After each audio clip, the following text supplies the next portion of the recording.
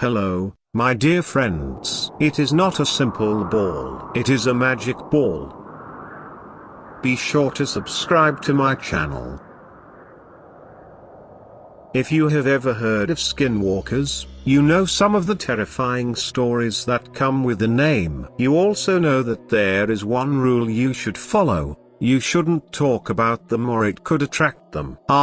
Unfortunately, I didn't listen to that rule. Being that I moved from southern Utah to East Tennessee, I thought I was safe since they originate from the Navajo tribes located in Utah. I could be wrong, but that is what I believed. If you don't know much history about Skinwalkers, I highly recommend researching them on your own due to the fact I don't know how much longer I will survive. I live in a pretty rural part of East Tennessee. There are maybe 200 people in a 30-mile radius of me, which means there aren't many indigenous people around either. Where I live is mildly wooded on the property, and the properties next to me are the same, but towards the back, where the property line ends, it's very densely wooded. I don't know if the property owners before me weeded it out that way, but it seems that way. I live alone with an American Bulldog mix named Maxine. Max for short. What makes everything even better is, I live in a fifth wheel, so you can guess it's small. The slightest twin makes the whole camper rock like a boat. The slightest movement makes the camper rock too. My camper has modifications to it, like a deadbolt implemented into the door. It is kinda set up like a studio apartment, just mini. I have a couch, and a full-size bed, and a kitchen. It's all small but very cozy, just enough room for me and Max to live together comfortably. My camper is insulated well, so you can't hear anything except loud sounds around you. On the given chance a car passes the property I'm on, you won't hear it. But when the rooster crows in the property just next to me, I can hear it. The crow will just be muffled. Another thing to mention is, I work from my camper and don't go to many places except my parents or friends if I'm up to driving an hour to see them. Max is my protector. She is friendly until I give her a hand signal. Then she will start to snarl and sit in between my legs. I haven't really seen her act protective or even heard her snarl at anything without my signal until now. Even when a wild fox or skunk comes meandering across my property, she hasn't acted protective. The only way I can explain it is she will escort them off the property. She will stay her distance, but she does in a way escort them off. It's cute in a way. She isn't mean to them, doesn't bark at the wild little creatures, won't lunge or chase them. It's almost like she is protecting them. After 3 years of living here, Max won't venture into the densely wooded area of the forest. She doesn't act scared, but she won't go past the property line unless she is on a leash or in the car. After 3 years of living here, you get accustomed to the wildlife and the sounds they make at night. I would say I'm pretty confident with how well I know the area. Well, that was until now. Around a month ago, in August, I was throwing a bonfire for a friend who was going to leave for work-related things. And I don't exactly know how we got into the topic, but we started to talk about spooky, scary things. A friend of mine asked me if I had any spooky folklore to tell, since my friends knew that I lived in southern Utah and was most likely wanting me to go into mythical creatures and what I knew, and if I had any stories. I myself have a very open mind about literally everything. I believe in ghosts and witchcraft, but most of all, if an indigenous person tells me shit, I'm gonna believe them, whether or not it's true. Well, I gave in, thinking I was safe, and started to tell them about Skinwalkers and then Skinwalker Ranch and how freaky it was that you can't access it anymore because the military won't let you go near it for some reason or another. I mostly touched on spooky things about Skinwalkers,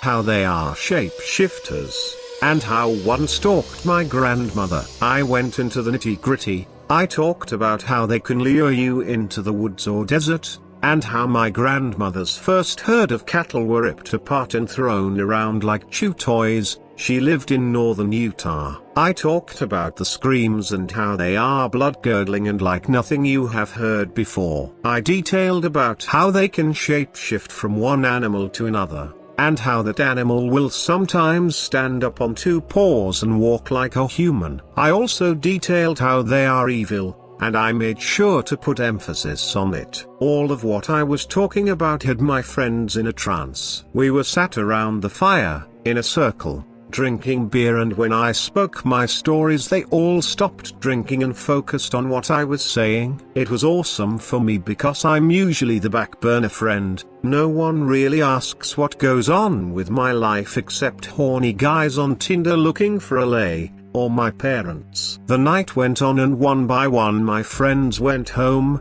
Don't worry, I made sure they were sober and had a bite to eat before giving their keys back. Slowly it became only me and one of my close friends. She leaned in to ask me if everything I said was true, and I did tell her I believed in it. But it's an old tale from my grandmother and Navajo tribes. After another hour of us shitting the bull she left, and Maxine and I went to bed. Everything was normal after that for about 3 days. Then the weird shit started happening. On the morning of the third day after the bonfire, I was taking Max for our normal morning walk when we started approaching the end of the property line. Max started snarling and the hair on her back raised, and she started barking at the tree line.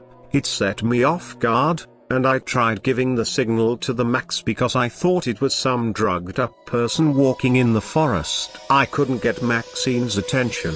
I called her by her nickname, then her full name, but nothing was working. She stood her ground barking and snarling at the tree line. That's when I heard a twig snap in the wood line and Max ran as fast as she could back to our little camper. Like the sane person I am, I didn't investigate. I ran like hell. I didn't want to die. Ironic, right? Once we both got inside, Max seems restless and paced the camper until I made her lay down and rest a bit. Maybe she was having an off day. After her nap, she seemed back to normal and nothing else seemed to happen during the day. I had forgotten about the stories I told around the fire 3 days beforehand, so I wrote it off as maybe a bear or wild cat. And it made sense because she hasn't seen one before, but it was still weird of her to act how she did. As the day grew older and the sun was ready to set, I let Max out to go and do her business before I started getting ready to settle into my comfy bed and read. Max came back and played down on her couch and we got settled. I must have fallen asleep reading because I woke up to my book laying on my chest and a blood-curdling scream. Max was up on her couch on all fours staring dead at the door to the camper, growling and snarling. I quickly got up and locked the camper door. I guess I forgot to before I fell asleep, and lifted up my bed to grab a .22 pistol I kept underneath just in case. I called Max to sleep on the bed with me. I'm not going to lie, I was scared. No, not scared. Petrified. Max was alert next to me as the screams went on through the night. The screams finally stopped around 4 in the morning and I fell asleep clutching the gun. Yes, the safety was on, and there wasn't anything in the chamber, in my right hand and my left hand on Max. I slept until the late morning. I woke up around 11. With Max seemed to have fallen asleep half laying on me facing the front of the camper. I woke to Max up to take her to go to the bathroom and to walk around and play a little, and it was like she was back to normal completely. But today we didn't go back to the property line, we stayed closer to the camper, and worked and played and listened to nature's music. The day went by normal. At night it was back with the screaming. This went on for a couple of weeks and I and Max got used to it, still wary but used to the screams, until one night came along where things got even more terrifying. It was about 2.5 weeks after the blood-curdling screams started. When they started, the screams weren't close by us. They were by the property line in the back. You know, by the dense woods. Well,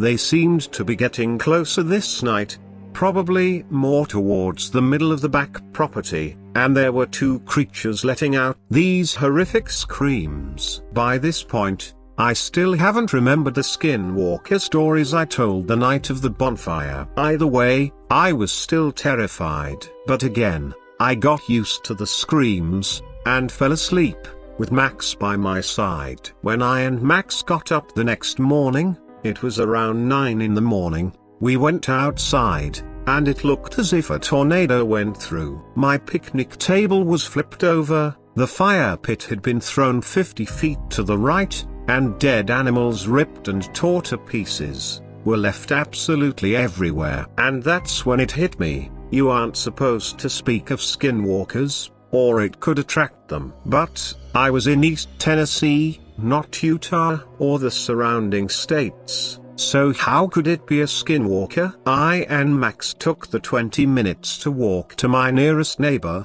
who I rarely talk to. I had Max on a leash, and as we were coming up onto the small cabin the lady lived in, I noticed dead animals all over her yard too. I knocked on the door and she warily opened it with a gun in hand. Now, this lady isn't violent or mean in any way, she is actually rather nice. As she opened the door she saw it was me through the screen door also in place and set her gun down. "Hey, Max and I just came over to see how you were doing." "Oh hey Sarah, I'm doing okay." She had trailed off. "So, weird shit has been happening on my property and I was just wondering if you have heard screams or anything else at night. I noticed that you have wild animal carcasses littered all over your yard." "Yeah?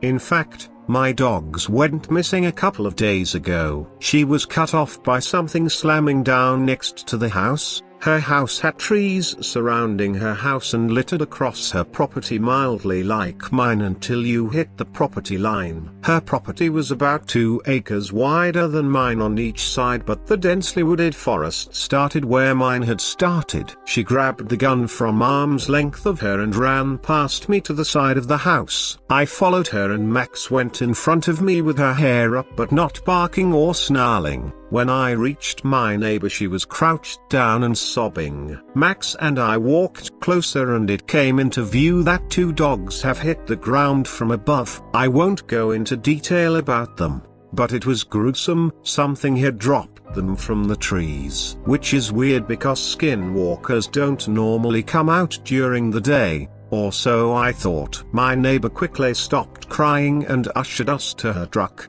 She clearly didn't want my company anymore, but I don't blame her. She was going to drive us back home. It took maybe 3 minutes to get from her place to mine. She dropped Max and I off. I thanked her, shut the door, and my neighbor quickly sped off. It was safe to say to me and Max spent the rest of the day inside with the door deadbolted. I heard weird sounds from outside but I didn't dare to investigate. That night, for the first time in a while, was quiet, and for a brief moment, I thought I was safe, that life could go back to normal. The next 2 nights lead me to where I'm at now, telling this story, in hopes that someone can tell me what to do. On the first night after the normal night, shit went haywire. I and Max had fallen asleep around 9 p.m. after a fairly normal day of cleaning my property and getting it back to normal. We were awoken by a god-awful scream and twice as bad stench that seemed to be right outside my camper. I knew I had the door deadbolted shut, so I wasn't worried until my camper started shaking like someone was trying to tip it over. This went on for what seemed like forever until I heard 2 gunshots from the left. Whatever this thing was got hit and screamed a scream I have never in my life heard before. That's when the laughing started. Whatever this thing was, started laughing. Like I said before, I don't know much about skinwalkers, so I didn't know they could laugh. The laughing started to go further away in the direction of where the gun went off, and then the rest of the night was quiet. Too quiet. The silence was so deafening, it freaked me out even more. The night crept on and still, I didn't hear anything. I started drifting off into sleep when I started to hear banging on my camper door.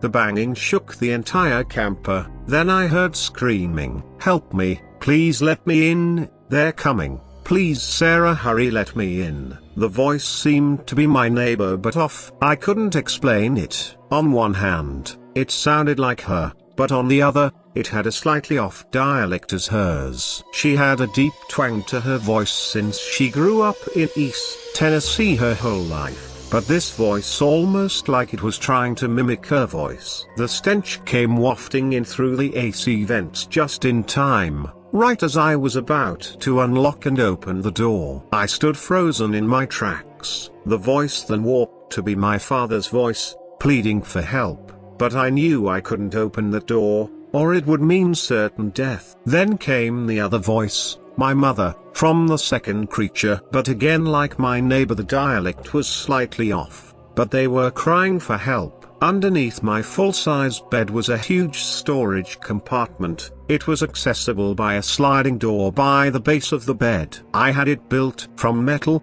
to fit in the camper, also to use it as a bed frame. But I only kept one gun, my pistol underneath, in case I needed to hide in there for some reason. Well, this was just that reason. I slid open the door and climbed inside and called Max to come in with me. Then I shut the door. Everything became muffled at that point. The voices switched between my siblings to my parents, to my neighbor, but since I wasn't willing to come out, this seemed to piss these creatures off even more. I hid under the bed and shook until morning when I heard police knock. I was wary to come out from my metal shelter but I didn't open the door. "Hello, is this Sarah's house?" one police officer initiated. "Hello, yes, I'm Sarah, is something wrong? We just wanted to ask some questions about your neighbor, bleep for her protection. Did you witness any grizzly bear or wild cats on your property lately? Maybe even a person?" "Well, not a bear or wild cat, but some weird stuff has been going on around here lately." And I told the officers about everything that had happened in the past month, up until that point. Of course, I knew nothing was going to come of it because the police force doesn't go looking into mythical creatures, but they did take my statement and left. But before they did, I told them if they needed to get in contact with me, to go to my parents' address. That's when they told me it was a good idea to leave because my neighbor had been brutally murdered and ripped apart by something or someone. It was her who shot at the creatures. At that point, I was done. I was ready to pack up and leave. So I started to pack everything up, and I called my parents to let them know I was moving on to their property. My dad asked if I needed help and I obliged, and he said he would be there within the hour to help me load up my camper onto my truck, which I have only done a handful of times. Then I called my place of employment and apologized for the late reports and let them know I would get back to work tomorrow, that I was having some trouble with getting them uploaded. I was only halfway through packing my shit when my dad arrived.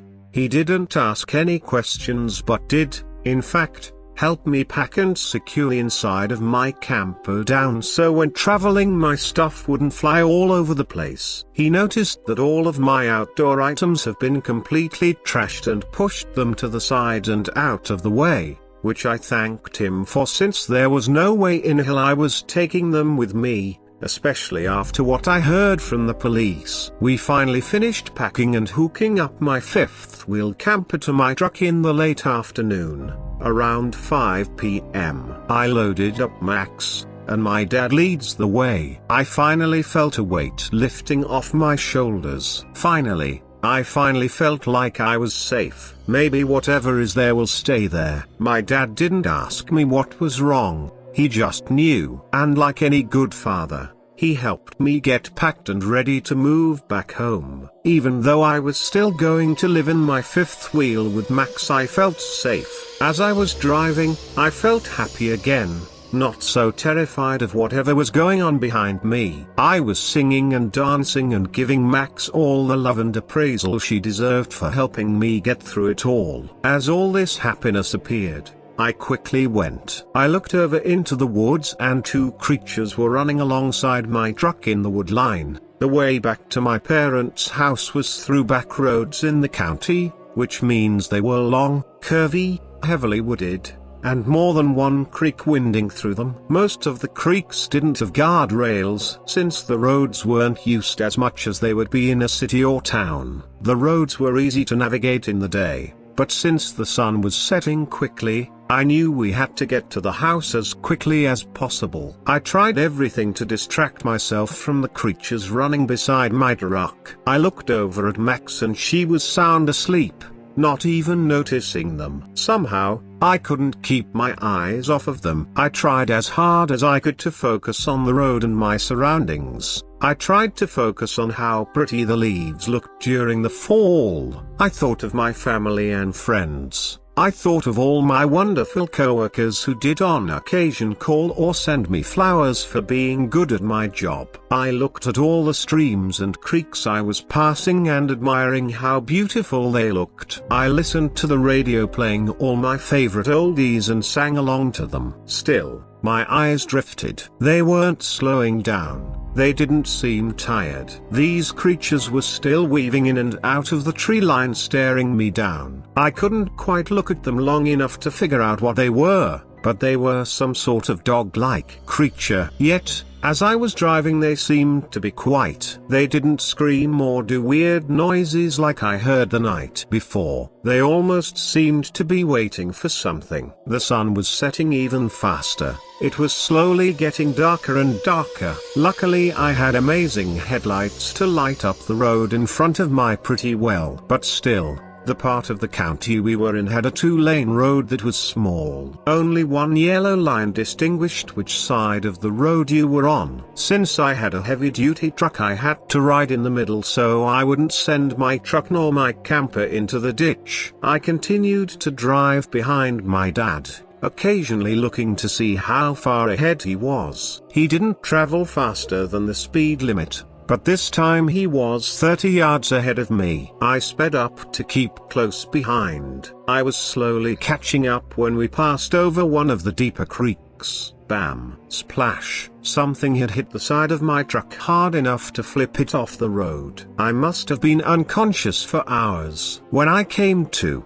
I woke up with someone flashing a light in my eyes. I could see their mouths moving, but all I could hear was a deep ringing. Everything seemed fuzzy and I drifted between conscious and unconsciousness. The last thing I remember was getting loaded onto the ambulance and seeing my truck and camper in literary pieces. I couldn't see the Max at first, but when I did, I noticed she was 10 feet up into a tree and shredded to pieces. I don't remember much, but I do remember, I had been transported to a hospital near a decent-sized city, and I had been in a coma for only a couple days when I finally woke up. I woke up in the middle of the night when a nurse came to check on me. When she opened the door and saw I was awake, she ran out in a panic. It must have been a good 10 minutes when she and a man came walking in. "Hey, you're going to be fine, I see you have woken up. Do you know where you are?"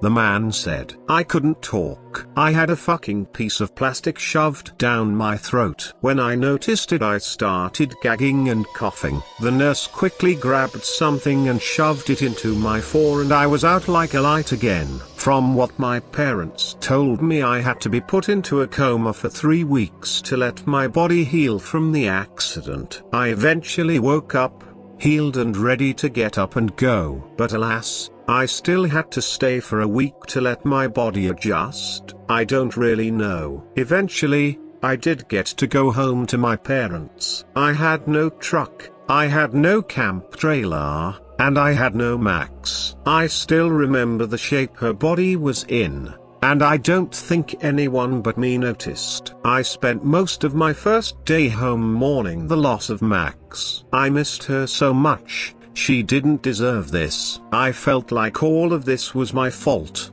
and essentially it was. That night the noises started back up, the screams, the different voices, everything. I was pissed. What could they possibly want?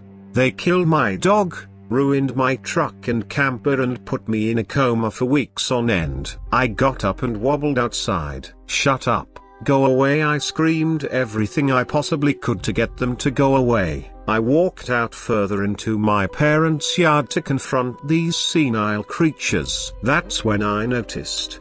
They didn't look like dogs or coyotes or wolves. They kind of did, but not fully. The back end of them was the body of a dog, but the front was humanism, and the head of the creature was big, fluffy and misshapen. There were at least 20 of these creatures. I quickly turned on my heel and went back inside. I could tell they were running right for me, but I couldn't run. I was still hurt. I accepted the fact that I could possibly get killed, and I was fine with it. I wasn't with anyone, and my parents have multiple children. I reached the door, quickly ran in, shut it and locked it all in time. I could hear the creatures throw their bodies against the house, and it felt like a never-ending earthquake shook the house to its core. I could feel them breathe.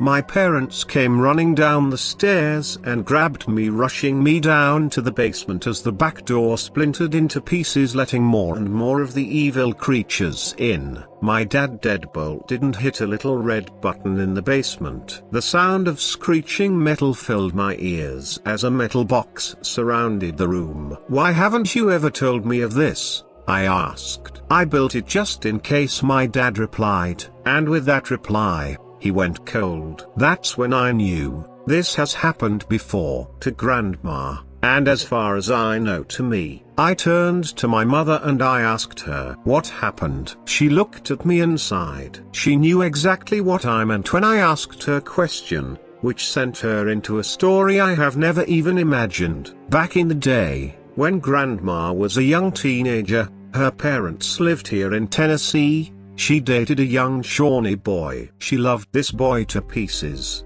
They spent every waking moment attached at the hip. Well, her daddy didn't like him too much. He thought it was unethical, fucking racist bastard, and decided to, well, take care of the problem. Since then the Shawnee tribe has cursed any land our family was touched. That's why she died when you were young. Different creatures of the day or night stalk us, waiting for the moment to kill us. And you called upon one of the night creatures, and now they're here. I could hear furniture being ripped to pieces, and the house torn apart. My heart pounded out of my chest. I was angry. I was depressed knowing what my mum was going to say next. "They are here because you called them upon us again. We lived in the shadows, until now." She stopped and turned away. I could tell that she was angry and frustrated. I felt my heart sink to my stomach. I did this. This was all my fault. It had felt like we have been in this metal imprisonment for weeks. We had enough food,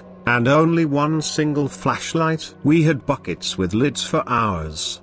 You know the business. We slept on the floor in sleeping bags, and for pillows, we used our jackets. It was coyish, a little too cozy. My parents didn't really talk to me, nor I to them. I was subsequently the one who brought this upon us, with the help of my grandmother, of course. Throughout this entirety, we still heard the creatures scream. They had stopped tripping apart our house after a few hours. Unfortunately, they did surround the metal box. Or that's what it seemed like. They were waiting for us to come out of hiding. They would quiet down for a couple of hours. Then they would scream and try to lure us out of our metal bunker, using the voices of people in our lives. One by one, they cycled through people, from my mother's patients to friends and family members, until all we heard was what seemed like a crowd of people screaming and bawling their eyes out. They did this every single time. Every single time. It was wearing my mom out. At one point I and dad had to physically sit on her to get her from pushing the button. Hell, let's be honest,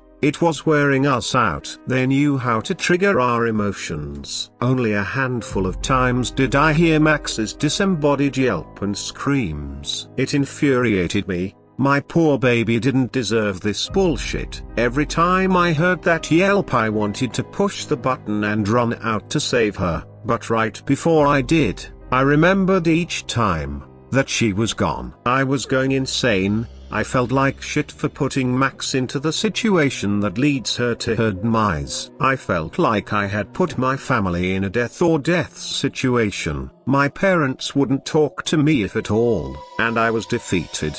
What I believed to be a day.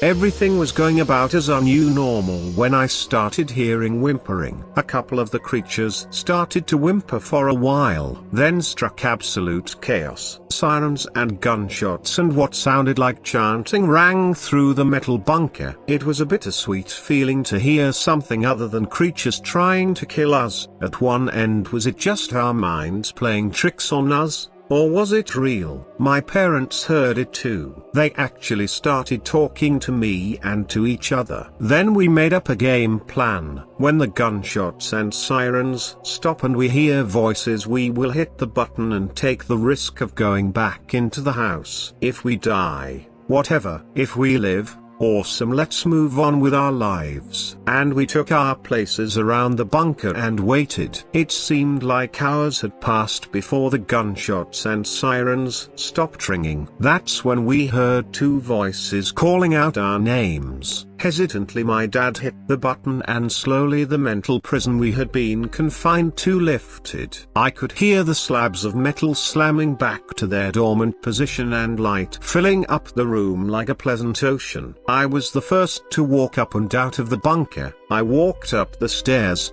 That's when I saw her. I remembered at that moment, if, for any reason, that someone couldn't contact me or my parents, they were to call my closest friend Sierra. She was my 3 and final emergency contact on all my forms. Next to her was the cop on the scene at my accident. I walked up with my hands in the air so I wouldn't get shot and killed by the policeman, and my parents followed behind closely. I hugged Sierra before I could notice my parents' house. It was in absolute shambles. A whole wall had been torn off and ripped to pieces. All of the furniture had been turned literally inside out.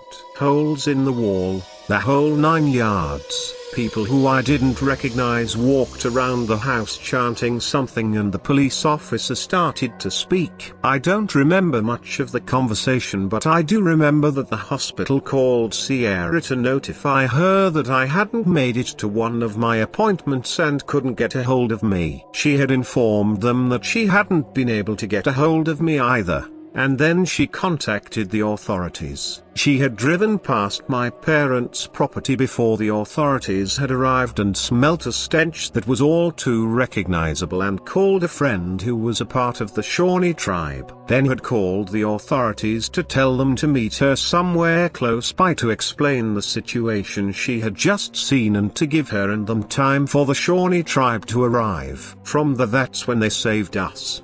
The officer looked at my parents and started to explain that unfortunately with situations like these, we had to go into a protection plan, kind of like the witness protection plan but different. The indigenous groups of America came up with a protection plan for people who had things like this happen, which meant me and my parents and Sierra had to uproot our lives and move somewhere completely different, change our names and social security numbers, and become completely different people. I looked towards my parents and they looked so undeniably defeated but eventually agreed. The officer turned to me and Sierra and asked if I wanted to do the same or risk having my life be taken. I and Sierra agreed. Before I could be whisked into a new life, I asked to go outside and get a breath of fresh air. The officer agreed and I walked out the back door. This time there weren't any weird creatures smiling back at me viciously. I sat down on the grass in my backyard and looked up to the sky and thanked Max for everything she did for me. I thanked my neighbor and her dogs, and all the animals who died in this process, and I apologized to all of them. Then I sat in pure silence, embracing every twitter from the birds, every day of sunlight that grazed my skin, and breathed. From not far, but distant enough, I heard a tiny whimper. I got up, and despite my mind telling me how stupid can you fucking be, you almost died just now, stop walking towards it. I let my body walk towards the bush that it was coming from. I reached underneath to see what it was and to pull it out when I felt something fluffy. Not really surprised, I pulled out the fluffy little creatures from under the bush and I looked at it and smiled. A small dark fox with markings around its ears and eyes like Max's looked up at me. It was malnourished and needed somewhere warm to be, so I took it and walked inside. The cop looked at me and the foxling and ushered us to his vehicle without question. Here I am, on this car ride to the station. All I can hope for is peace and protection. I am going to look after and raise this foxling as best I can until it's time to be released into the wild. Wish me luck.